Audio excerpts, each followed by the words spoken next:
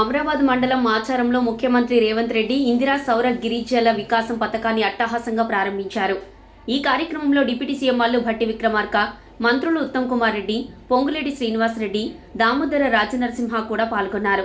తెలంగాణలో అటవీ హక్కుల చట్టం కింద 6.69 లక్షల ఎకరాల విస్తీర్ణంలో ఉన్న భూములకు పోడు పట్టాలు మంజూరైన నేపథ్యంలో బీడు వారుతున్న పోడు భూములకు జలకలను తెచ్చేందుకే సర్కారు ఈ కొత్త పథకాన్ని ప్రవేశపెట్టింది. ఇందిరా సౌర గిరిజన వికాసం పథకం ప్రారంభోత్సవం సందర్భంగా సీఎం రేవంత్ రెడ్డి గిరిజనులతో ముఖాముఖి నిర్వహించారు.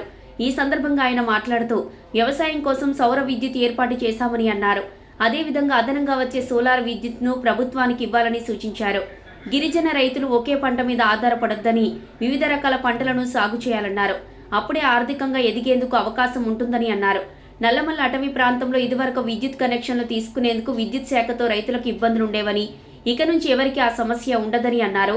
కాంగ్రెస్ ప్రభుత్వం వచ్చాక గిరిజన రైతుల చెంతకే కరెంటు వచ్చిందని సీఎం రేవంత్ రెడ్డి కామెంట్ చేశారు.